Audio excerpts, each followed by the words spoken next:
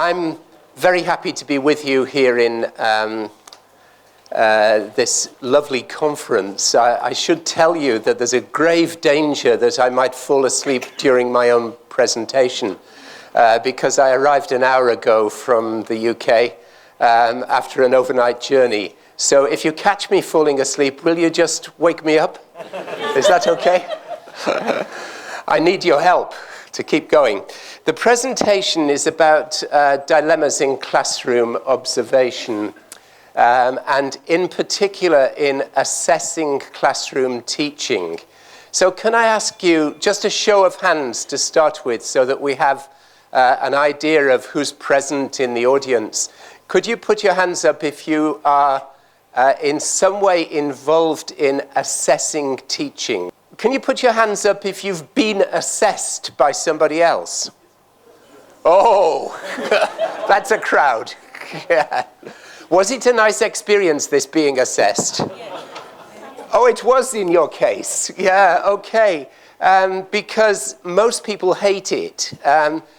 Classroom assessment, the assessment of teaching, has a pretty bad press. And there are lots of reasons for it. We're going to be looking at some of those reasons during the presentation. The presentation will be in 4 parts. And I want to look at 4 areas of dilemma which make the assessment of classroom teaching quite difficult sometimes. And after each sub-part, I'm going to invite you to have a short discussion and to give me some feedback, because you should work while you're here and not just sit there. So I'm going to invite you to get involved in a little bit of discussion of each of these dilemmas. I want to look first of all at something which I've just called, for the sake of a nice name, observer baggage. And baggage is on my mind at the moment because when I was waiting at Hyderabad airport for my suitcase to arrive, it came last. It was the very last suitcase. There must have been 200 suitcases coming from Dubai, and mine was the last one. So I was worried about my own baggage. But you'll find out from my breakdown of this what I mean by baggage here. The second area that we'll look at is what I've christened the perception gap. And again, if you'll be patient with me, I'll unpack that for you as well. You notice I'll be using a lot of packing, unpacking idioms. The third area is all about the observer's presence in the classroom, the physical presence of the observer in the classroom. And the fourth is about the process itself of assessment. And each of these 4 areas presents something of a conundrum, something of a dilemma, both for the observer and for the person being observed. I don't really like the word observee, but you know what I mean. Yeah, the person who's being observed. So let's look first of all at the idea of observer baggage. And I want to just take you through some elements of what I regard as observer baggage. The first of these, and I decided I would just put the whole lot up rather than clicking my way through it so that you have time to take it in a little bit. The first of these areas is your own view of good teaching as an observer. When you go in to observe a class, you take with you your view of what is good teaching. You take it in because you can't help it, basically. It's there. You are professional people. You have a view of what is good teaching. And you take that in with you. It's very difficult to leave it outside the door. You take it in with you because it's part of you. It's part of your belief system. It's part of what runs through the whole of your being, your professional being. You have a view of what's good teaching. And that leads, in turn, to a tendency to judge subjectively. So when you have to assess teaching, it's very, very difficult to be objective. And there are loads of ways in which we try to be objective, and I'll come back to some of those afterwards. But the fact that we have such a view of good teaching means that our judgment is nearly always skewed by subjectivity. We nearly always tend to judge teachers in terms of how we would teach and not how they would teach. And this is a risky business because those teachers are not you, and you are not those teachers. And each teacher has their own particular way of teaching, which means that in order to be able to assess fairly, you need to try to look at the event, the lesson, from the point of view of the teacher who is teaching and the students who are learning in the classroom, and not from your own point of view. But it's so difficult to leave your own subjective judgment outside the door. It's something that you carry with you. And preconceptions. This can also be baggage. You may have, as an observer, preconceptions about the teacher. You may not like that teacher very much. You may think that teacher isn't capable of doing a good lesson. You may already, before you walk in the door, have made up your mind about that teacher. I'm not asking anybody to confess here. But I saw a lot of people nodding just now, which kind of indicates to me that that rings a bell with some of you. But you may also have preconceptions about the class that the teacher is teaching. You may have made up your mind that it's a difficult class, or that it's a very high-flying class.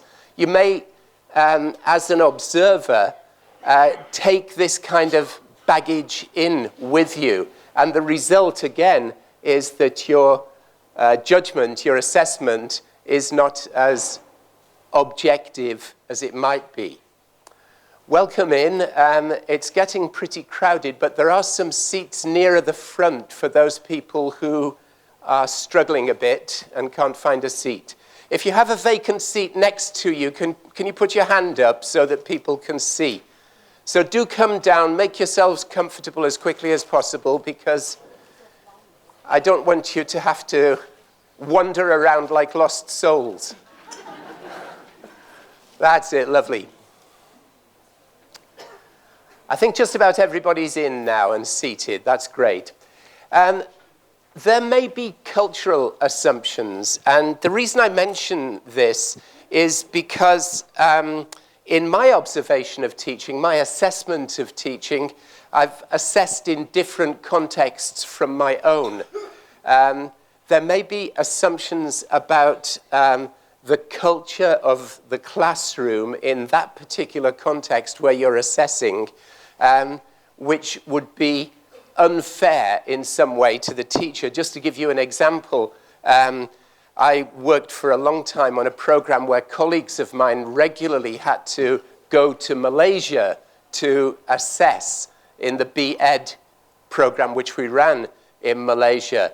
And when they were assessing teachers out in Malaysia, it was important that they assessed them in terms of their own culture and in terms of the realities that they face. Because the teaching learning culture in Malaysia is very different from the one in UK. And it's also different from the one in India.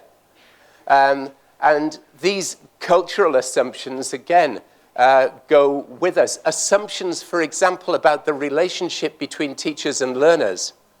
How familiar or unfamiliar should it be? Assumptions about whether a student should stand up when answering a question or not. Assumptions about all sorts of rituals in the classroom which are the norm in certain contexts. I was very, very interested to see a class in Slovakia a few years ago, and I began to understand the culture of then Eastern Bloc countries, which was that the lesson always started with a pupil coming to the front of the class, announcing the date, the time of the lesson, the page of the textbook that they were on, and giving a weather report. And I was quite shocked by this. Why do we need a weather report? Everybody can look out of the window. But it was a cultural norm in that particular setting. My assumption was that this was weird. Their assumption was that this was quite normal. There may also be perceptions, we'll come back to this in the third heading as well, perceptions of the observer by the learners. So when you go in, part of your baggage is the baggage of being an assessor, being an observer and being an assessor. And you can't do much about that. When you go into the classroom, you are an alien in that classroom. And learners may be scared of you, curious about you. They may resent your presence in the classroom, but this is the baggage that you take in through your physical presence in the classroom. We'll unpack that a little bit more in number 3. And then you've got the problem, which I guess many of you face or have faced at different times, which is the dual role of an observer. In many pre-service training contexts, initial training contexts, the tutor is also the assessor. And what that means, of course, is that you have to have a way of giving feedback, which is formative and developmental to your trainees during the course, but at the same time, you are the nasty one who has to pass or fail that teacher or give them a grade, as the case may be. And it's quite difficult to play that dual role. Does that ring a bell with you? Have you, yeah? You've experienced this as well. And then another bit of your baggage which you take in with you is human baggage. Because on a particular day, you may have had a fight with your husband or your wife. The dog might have run away. All sorts of things might have happened. You might have burned the dinner last night and you're still feeling awful about it. All sorts of things might have happened. You take that in with you as an observer, and it's very difficult to leave it outside the door. Of course, if you're very professional, you can chop that kind of thing off, go into the classroom with a clear head, and I'm sure most of you do. But we need to be aware of ourselves as observers. We need to know what it is that we're taking into the classroom with us when we go in to observe a lesson. And this is the baggage. So I've got a question for you. I'm going to give you a short buzz now, a little bit of buzz group time. How do we deal with all of this? You can talk with a neighbor, and if you like, you just pick on one or two of these things, and from your own experience, just talk for a couple of minutes about how you deal with this baggage problem as an observer. How do you make sure that you minimize the impact of the baggage that you take in with you? How do you do this? So can I invite you to just have 2 or 3 minutes, then I'll take a little bit of feedback, but you need to buzz, have a little talk. Okay?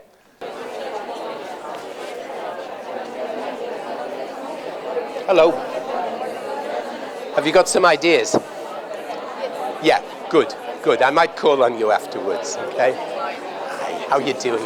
Lovely to see you. Yeah, I wanted to talk to you later on, maybe in the 2 days we are together. Because we definitely will. I'm going to Norwich. You are? Yeah, I'm a CWIT fellow in the UAE. Yeah? And, you know, I need loads of help from you directions and stuff and all kinds of things. So maybe those 2 days you need to give me 10-15 minutes. Please. When is it going to be? I am going next week.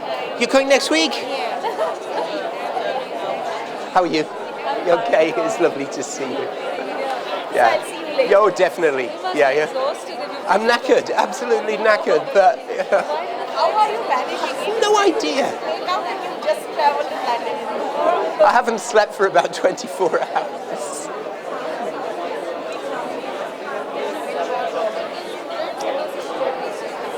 Hi, Chair Cowrie, how are you? Lovely to see you. Are you getting some ideas? Yeah, good. Hi, are we getting, hi, how are you doing? I'm Raju, how are you doing? Yeah, what a I'm pleasure fine. to see you again. It's nice to be here. Paul, how are you? Good to see you. Yeah, Doing good. Well, what a pleasure. yeah, it's nice to be here, yeah. Sorry about the delay to the flight and so airport. Oh, it doesn't matter. I got here, that's the most important. That's thing. How are you? Both okay? Yeah, good to see you. a cup of coffee. No, I'm fine. I had a cup of tea already. No, so. it can be there with you. No, it's fine. Black coffee or whatever. No, I'm fine. I'm fine. can get it No, I'm fine. Honestly, I see. thanks a lot. Yeah.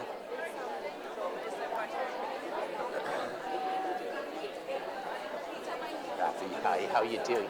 Good to see you. Yeah. Have you got some ideas? You're discussing. Great. Yeah.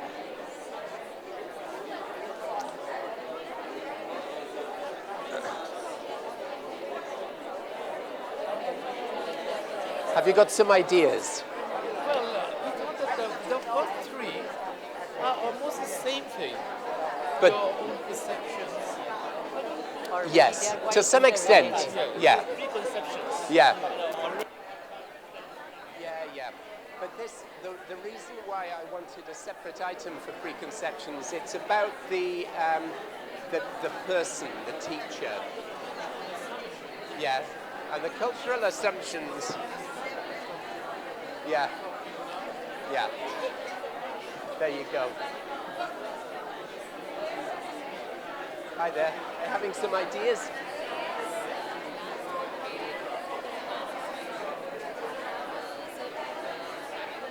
Yeah.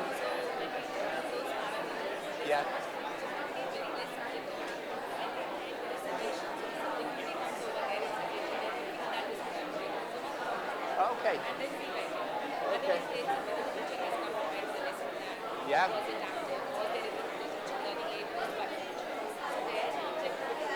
Okay. Oh, good. I'll probably call on you to feed in.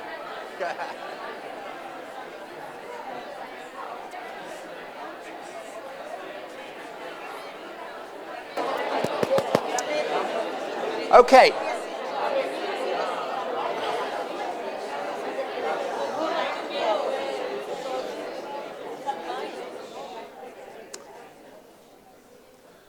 Thank you very much.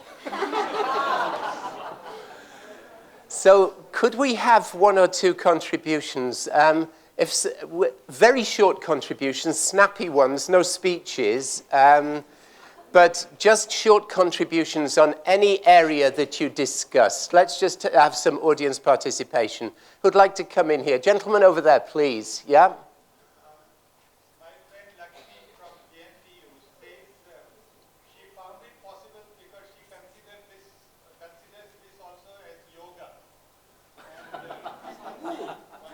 I might have guessed there'd be a good Indian answer to this one. Brilliant. Yeah, please. Classroom teaching is like yoga. I think once you enter the classroom and look at the faces of students, you forget everything.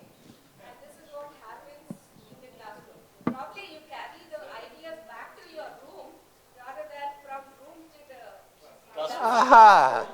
Thank you very much. So yoga helps. That's great. Yeah, gentleman here. I don't practice any yoga. Yeah, okay. Thank you. Me and my partner, Mr. Anil Kumar. Just turn around that way and I'll come and listen to you over here. We are teaching at peer observation at the TEC12, and with our tutors sitting at the back and other participants looking at us, observing us when we were giving a lesson. We found it very non-threatening because our own peers, they were observing us and they generated a discussion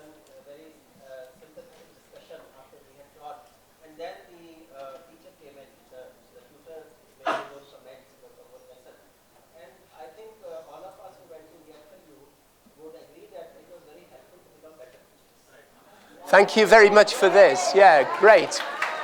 Applause. Great. Just a couple more contributions. Yeah, lady back there? No? Okay, gentleman there. Yes, you, sir. Sorry, I don't know all your names. Yeah? Yeah. According to, in my country, still the traditional approach to teaching is still dominant. It's too difficult. There is, there is a lack of systematic teaching assessment, assessment of teaching. There are 2 points that are necessarily connected, which are the dual role of observer, which is the assessor of himself. And that is connected to the cultural assumptions. In the culture of the society itself, it's too difficult.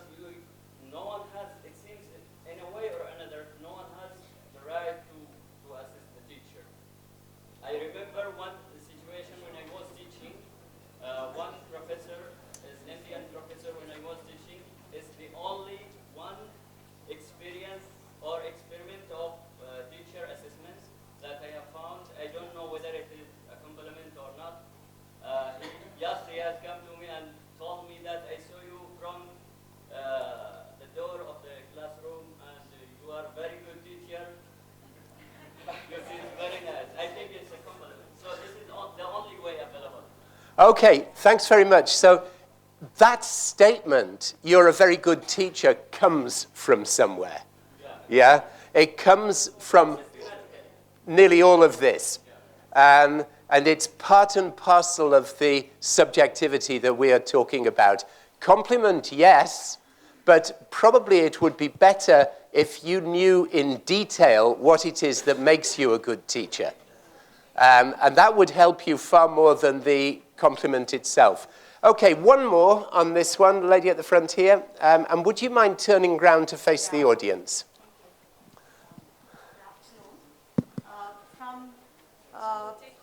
Thank you. Good afternoon. As an observer, since Mr. Rod has said, are we aware that we are carrying a baggage? First of all, the awareness of what we are carrying is most important before we talk about assessing or observing. And I feel that when we are talking about the cultural assumptions, this is a feedback from my 2 colleagues too. Education has no barriers. So where are we? Why are we putting in all these barriers, prejudices and all? As an observer, maybe we are human, we have our own perceptions, but do we need to carry it? First of all, we need to go there on a neutral front. Neutral front. I'm saying it from my own experience. I have been assessed, I have assessed, I've taken it. So neutral front is the best. There is no mental block. I'm going to push you on that. Yeah. What exactly do you mean by a neutral front? Neutral front, again, somewhere I'm going to add your own points. No preconceptions about it. Cultural assumptions, somewhere we need to familiarize ourselves with some groundwork about whom we are assessing. Somewhere we have to give them a leeway a bit. Suppose you are from, North, whichever, and we are from Indian. So somewhere a cultural barrier is there. Yeah. Most of the teachers I've seen are not shutting down their inhibitions. Okay, lovely. Thank you very much. Thanks a lot. I'm going to stop you there because of time. Yeah, thanks a lot. Thank you for sharing this. Somewhere I tried to put in, maybe the others have done, but I feel as an assessor you need to be on neutral front. Somebody there. There you go. Want to add to my point? Yeah. No, I'm going to move us on. There'll be a chance to come in again because there'll be discussions all the way through. Yeah, just one very quick contribution from the lady here. She's got the microphone, so. We have discussed with my... Good to switch the microphone on. I think Is it is on? on. Okay. First of all, we think that observer who is going to observe should share his objectives, his or her parameters. And he should make clear that I'm not going to evaluate you, assess you, but you're teaching.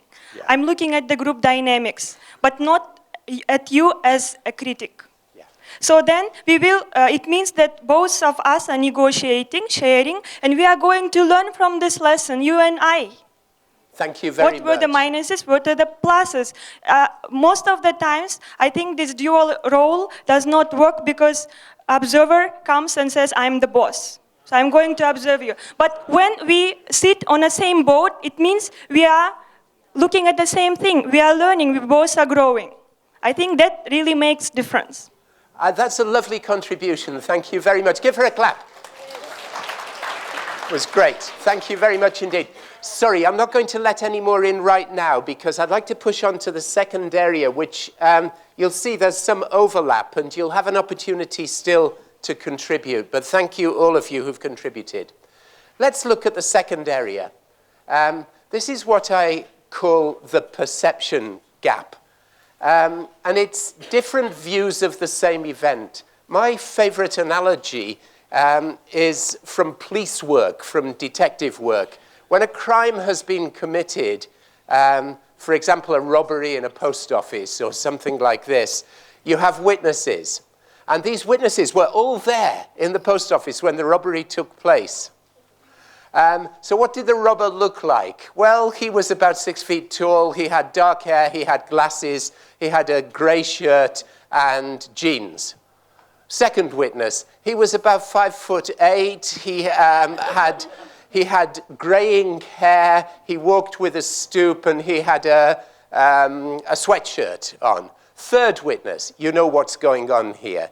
When people are in the same event, they see that event from different perspectives. And this happens in classroom observation as well.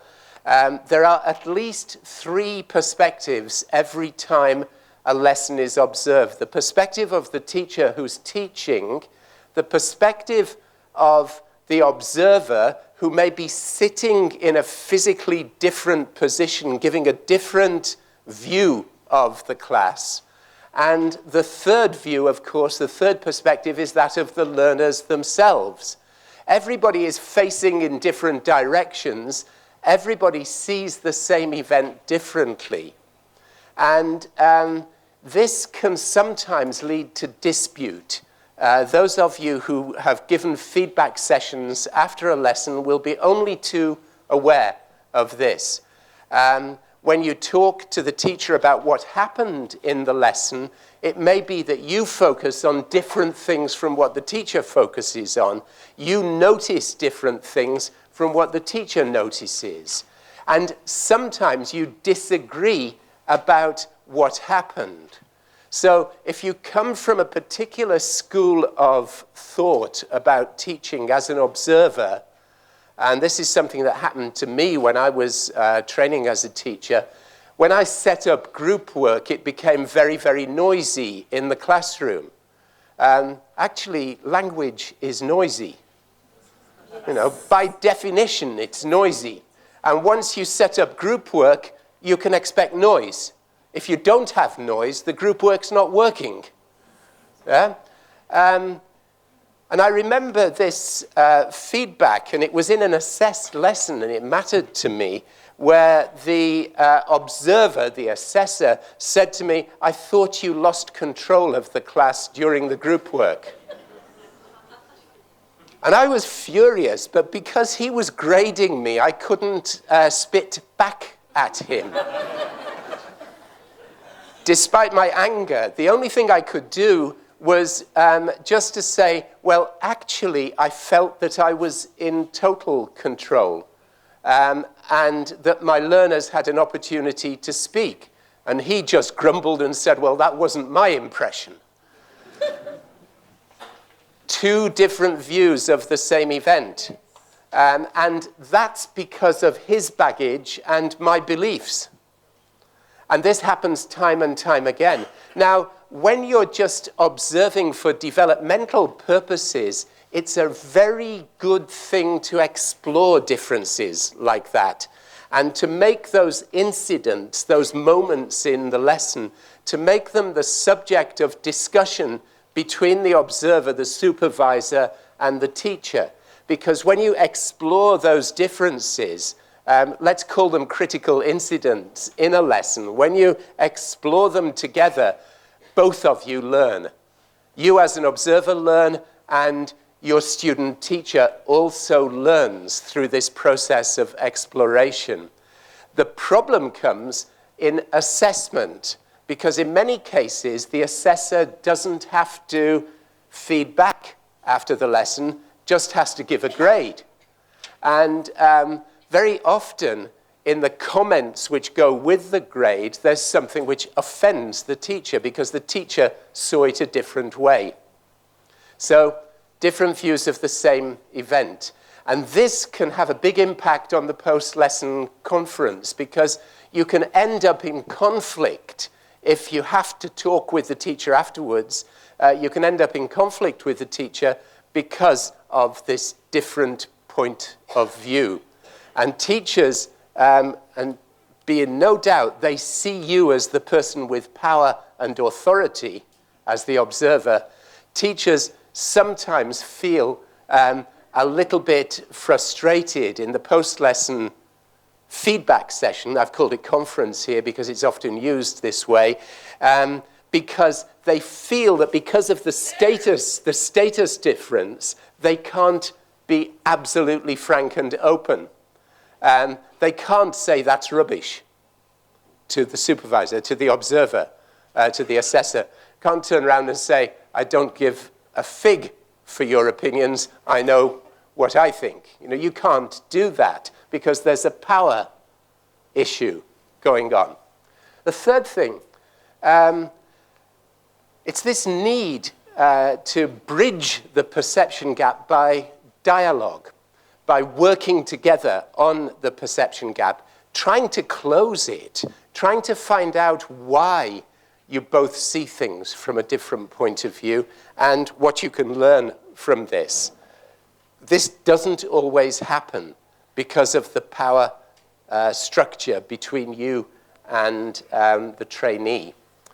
And this, of course, is a mutual opportunity for learning. And, you know, I just have the suspicion that a lot of assessors, when they go in and assess a lesson, don't go in with a learning mentality. They go in with a judging mentality rather than a learning mentality. So they don't expect to go in and learn from a student teacher. Actually, in all my time as an observer, I've picked up so many good ideas from student teachers. I've learned so much from observing them, and I tell them so. You know, it seems to me to be very, very important to do that, I think you said this, the lady who made the contribution just before, that there's a mutual learning opportunity through observation. And of course, assessment colors this. As soon as assessment becomes the objective of observation, it's more difficult to take this opportunity for learning. So this gap exists in many cases. It's almost always there because of the different views of a lesson which the observer and the student teacher have, or the teacher in service, if it's an in-service teacher. And my question to you is, what are the potential benefits to assessment?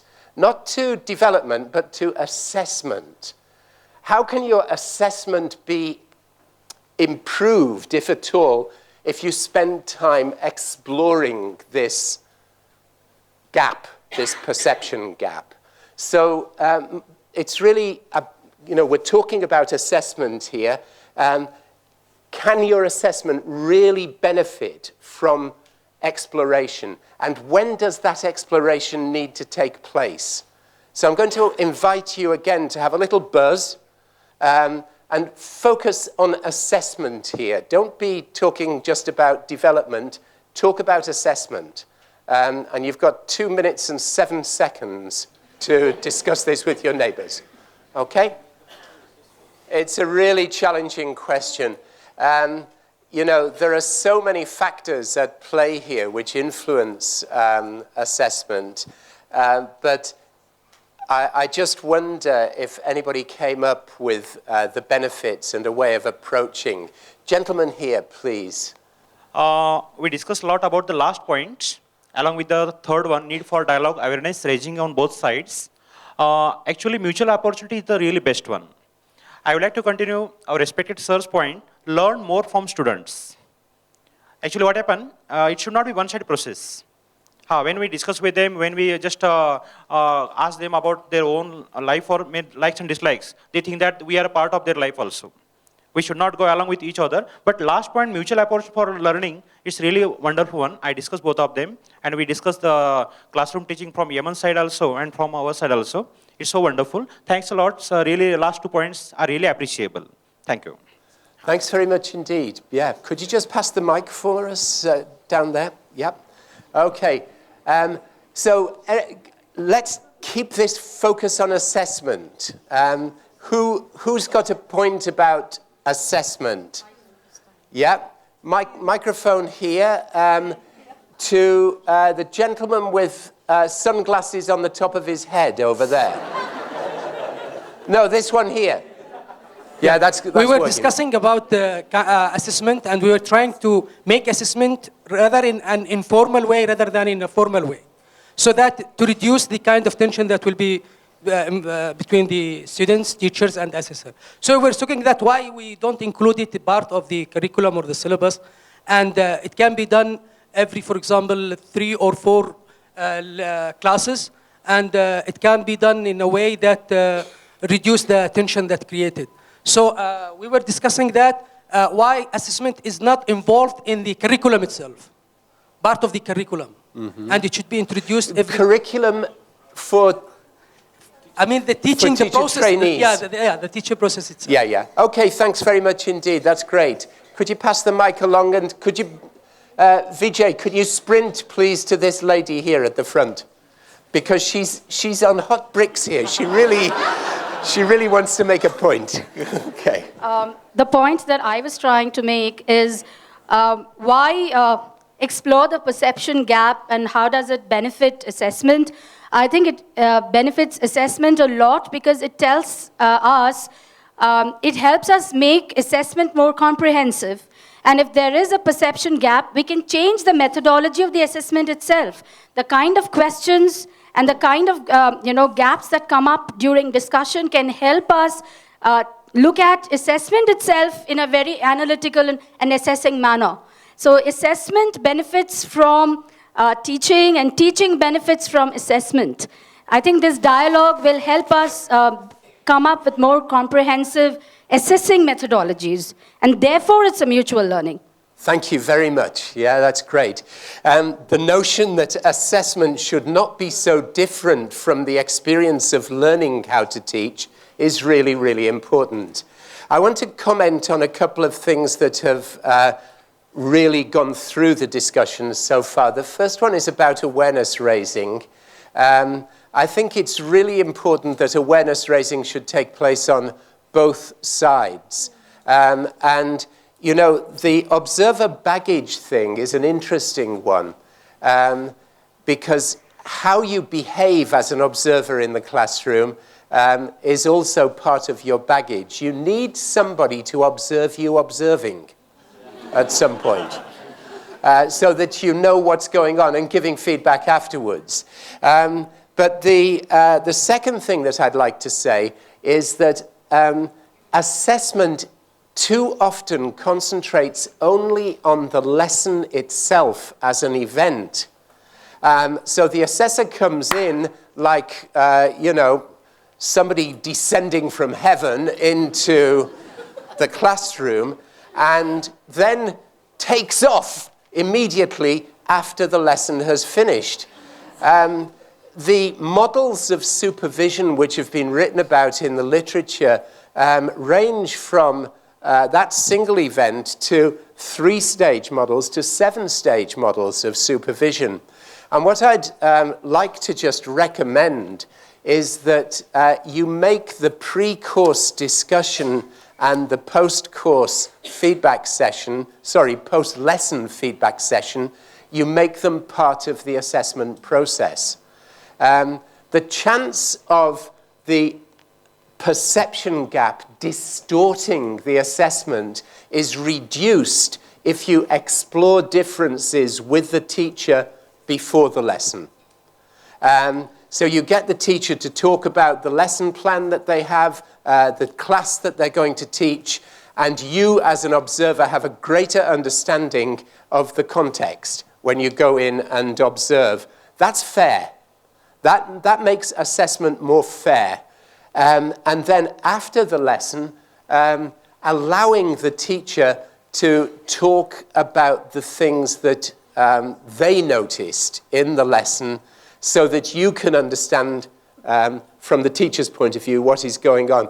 This three-stage cycle, sometimes known as clinical supervision, can equally be applied to assessment. And when it's applied to assessment, it very often closes the perception gap in a useful way, in a way which is fair to the teacher. So I'm going to take us on because I'd like to treat all the 4 areas with you and give you a chance to have a think about each of them. But before I do, I got a very interesting contribution from the gentleman over there. Sorry, I don't know your name, the gentleman over there, but it was about the relationship between the teacher and the student in terms of how the student-teacher perceives the supervisor as an authority figure, as a senior figure, as a person with power, as a person with more knowledge, as a person who generally is superior to the trainee. And it's true that this creates a gap between them, which needs to be bridged. And actually, because the supervisor, the observer, is the powerful one, it's up to the observer to make the moves towards the teacher rather than the other way around. You can't do it the other way around. Empathize with the... Empathize. Put yourself in the shoes of the teacher. Remember what it was like when you were at that stage of your career. Never forget. So 1 second. I just wanted to add a point here. Yeah, do. The expertise of the observer is very important. Let me go straight to the point. If you have a language expert observing a literature class or a literature expert observing a language class, there can be a lot of disparity in the observation. Or a mathematics teacher observing an English class, which is not unknown. That's even worse. Yeah. Absolutely. Yeah. I mean, this is not uncommon. There is the belief that good teaching is good teaching, no matter what the subject matter is, you know? And sometimes that can be really damaging. Okay, 3rd area. The impact of the physical presence of the observer. Let's take a moment, a bit of time out to discuss this. What is this alien person's status in the classroom? Visitor, guest, a swoop from above from an authority figure, controller, judge. What's he come for? What's she there for? And how do you explain this to the learners? Because the learners need to understand, they have an absolute right to understand who this person is. The classroom is learner territory. Yeah? And an observer needs a visa to come into the classroom. Metaphorically speaking, of course, the learners have an absolute right to know who this person is and what they are up to. Many teachers don't like to share that with their learners because they're afraid of losing face. They're afraid of losing credibility with their learners. Actually, my experience is simply to advise the teacher, the trainee, to share frankly with the learners what's going on. And in the vast majority of cases, that results in supportiveness from the learners to the teacher. You may get 1 or 2 mischief makers among the learners who take it as an opportunity to take revenge. but that in itself would be some kind of lesson for the teacher. The observer is a distraction. You know, a distraction in the sense that how many times when you've gone into observer class have you noticed the students making eye contact with you? Looking round or looking to one side curiously at this alien body who's in the classroom, you know? What's she doing here? What's her business, you know? Sometimes they look at the observer's reaction to react to the teacher. Yeah, exactly. Yeah. I mean, these are skillful consumers of teachers, these learners, you know? And they'll very often look to see how the observer is reacting. And the observer, of course, very often finds it difficult to keep a low profile in the classroom. It's not easy. You're visible. You can't not be visible, you know? You can't observe the class from outside. You can only observe it from being in the class, from being there. So you may also be a distraction for the teacher, and this is something for you to think about, because the teacher will be thinking all the time, what's she writing at the back of the class? You know, oh my God, she's writing something. Did I do something wrong? You know? And for the teacher as well, this is a distraction. So you have to think about your behavior. We'll talk a bit more about it in a moment. There is a huge impact on the teacher of assumptions about the observer and the purposes of observation. And this is what I call the second-guessing syndrome. The teacher just knows that they're going to be observed. So the night before, sleepless, indigestion, worrying about the observation the next day. And most of what's going on in their minds is, what does she want to see me doing? What should I do to please her? What's going to be okay in the lesson? What's going to make sure that I don't rub her up the wrong way in the class by teaching something that she doesn't agree with or whatever. So what you tend to get as a result of this is what you sometimes hear described as staged lessons, where it's a one-off, it's not a typical class, because the teacher is trying hard to serve up a menu which the observer will approve of, instead of thinking about the learners. And it's nearly always visible when it happens, because the learners very often look lost and dumbfounded because they never saw the teacher teaching this way before. You know? So that's what goes on in the mind of the teacher the night before, and the result in the class the next day is something which is not at all typical. And of course, that's not what the observer wants to see. The observer who's assessing wants to see something typical of that teacher's behavior. So you get this staged lesson syndrome, this notion of the lesson being a one-off. You even sometimes get teachers who rehearse a class one day and then give the same class when the observer comes in to assess them. And the learners are almost word perfect because they've been through it all. This is artificial, and the result, of course, once again, is that you're not getting anything typical. So there's a big question where to sit. If you sit at the back, then the teacher has full eye contact with you, unless you keep your head down. You know, and the teacher is the one who's going to be most distracted by you if you sit at the back of the class. If you sit at the front of the class, you're going to be looking at the learners, and the learners are going to be distracted by you. So what's the answer? Sit. Sit at the side of the class, you know, and maybe over all my time, I've learned that you get a more balanced view by sitting at the side than you do by sitting at the back or sitting at the front. See the CCTV camera also outside. Aha. Yeah, so that's spying. We can't have it. So yeah, it's really interesting and it's worth thinking about.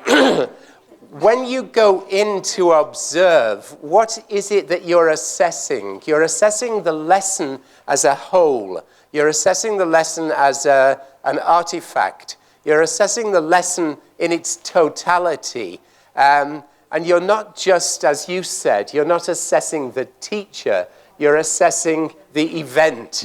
And I think the best view of an event, it's up to you to decide this, but the best view is from the side, because you can get a little bit of the learner behavior and you can get a little bit of the teacher behavior, and you get the flavor of things. How to behave. Should you write during the class? What I normally say to a teacher when I'm observing is simply, look, if I'm going to help you, if I'm going to be fair to you, I have to take notes during the lesson. So please don't worry if I take notes. You know, it's normal. But tell them in advance so that they don't get neurotic every time you get your pen out. How to behave. Avoiding eye contact as much as possible. Keep your head down. Keep your profile low. Don't interfere. This is the last point, interventions. When I was learning to be a teacher on one particular occasion, and I can't remember what it was that I was teaching, my supervisor, my teaching practice supervisor, took over my class for 5 minutes and then gave it back to me. And I felt about this high. Seen, VJ? Saw it. Thanks very much indeed. So there are all sorts of things that you need to think about. How can the impact of your presence as an observer be kept to a minimum? I'm getting messages that I've got 5 minutes, and I think I've actually got 6 minutes. But I'm going to be good, so I'll move us on.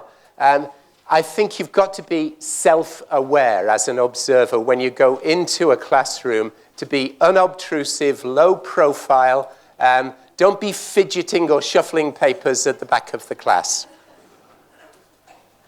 And the process of assessment, and this is where we round up, and maybe these questions will be questions to discuss over lunch. It seems to me that very often an assessor goes into a class with criteria clear enough in his own mind for what's a good lesson, but those criteria are not always shared with the trainee. So it seems to me to be very, very important that criteria are transparent. And if you're going to use a checklist in the lesson, a box-ticking exercise, which is, I've heard this described as pseudo-scientific, and I think it sometimes is. If you're going to do this, share it before the class with your trainee. Assessment typically needs to be both formative and summative on pre-service training courses. And formative assessment gives the trainee a chance to develop, a chance to think through a lesson afterwards with the trainer, with the observer. And if you do give formative feedback with the assessment that you give, then you're helping the trainee towards the fourth bullet point here, the ability to self-assess, because that really needs to be trained in young teachers. You've got to be able to assess your own teaching. But going to the third point, there is very often a predetermined focus for assessed observation and feedback. If the teacher knows beforehand what it is that you're going to focus in on in this particular class. Maybe it's instruction giving, classroom management. Maybe it's mistake correction. Maybe there's a whole area that you're going to focus on in this particular assessed lesson. Open it up, because that actually helps the trainee a great deal. Yeah? I actually use the rubrics. I give the teachers, and I share the rubrics with them, and I think it helps. It definitely helps, yeah, so that they know what you're looking for. Thank you for that, yeah? In-service observation and appraisal, very, very often, and we haven't touched on this, very often it's the role of a manager in a school, a head of department, a principal, a school principal, to go and observe a class. And they always go in and judge. They're in a judgmental position, a judgmental frame of mind. And this is often tied to performance appraisal, so that you have an annual observation by the principal, and the principal discusses it with you afterwards. Maybe that works in some of your contexts. And then finally, the role of written feedback. One of the things that I find particularly valuable when people observe me is to get some notes from them afterwards on what I've been doing. And written feedback can justify the grade that you give the teacher, but it can also be developmental. It can be a learning experience. If you give notes to a teacher, maybe not immediately after the lesson, maybe you also need a cooling off period. And this is where I want to wrap up, because I promised to be good. It's an emotional experience. Being assessed is an emotional experience. It's charged with emotion. It's charged with fears, with uncertainties. This is about your professional identity. This is about who you are. This is enormously important to the trainees. And yet, I've seen assessors sitting at the back of classes playing with cell phones. I've seen them yawning. I've seen them making notes on all sorts of different things, because for the assessor, it's routine. It's something they do on a regular basis. For the teacher, it's hugely important. And this is my last pitch to you. It's to say, remember that. Remember how important this assessment is to the teacher. Even if you have to do 20 assessments every term or every semester, remember how important each one is for the individuals concerned. Be self-aware. Try to minimize the impact of your presence. Try to share your criteria. Try to be there physically, but also psychologically with the teacher. And I think the results of assessment would be much, much better. I think one last thing, very last thing, is to say, be open. Be absolutely open at all stages with teachers. They will finally appreciate it. So share your criteria, share your views of what is good teaching, debate these things, discuss these things, and be ready yourselves to be changed by the experience of observation. Go into observation and assessment as a professional learner, not only as a judge. And I think this is a way forward that all of us could take.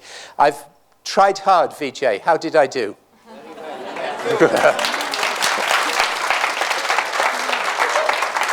I'm really happy. I'm sorry I'm late arriving at the conference for reasons which are too complex to discuss here. But I'm going to be around for the rest of the conference. And if you do want to discuss any of these issues with me, I'm wide open for discussion. You made us awake. You didn't sleep. You made us awake. Oh, that's nice. Thanks very much indeed. Yeah. Thanks a lot, all of you.